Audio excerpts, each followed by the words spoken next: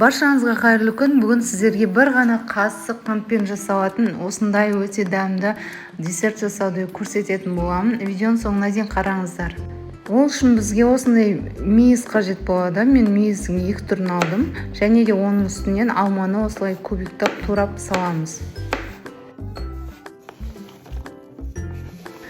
Сосын үстінен бір қасық қантымызды саламыз. Және де жақсылап араластырамыз. Бұл жерде қантымыз өте жеткілікті, себебі алмамызда, мейізімізде өте тәтті.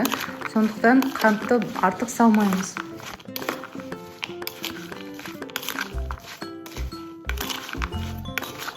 Қамырына осындай слоеный тесто қолданамыз.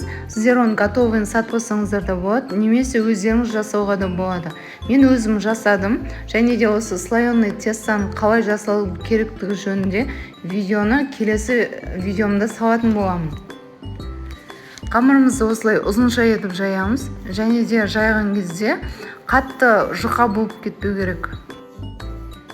Қамырымызды жайып аламыз да, оны листке саламыз, және де екі жағын кесіп шығамыз. Мен оны әдемілік үшін жасаймын. Сіздер жай ғана осылай жайып, рулет сияқты орасаңыздар да болады.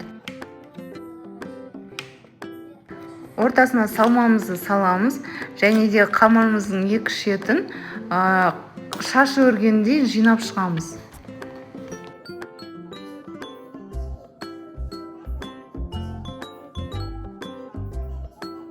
Мінекей жинап болғаннан кейін бетіне жұмыртқаның сарысын жағып, пешімізді алдын ала 180 градуста қыздырып қоямыз, және де жарты сағат пісірсеңіздер, әдемі болып пісіп шығады.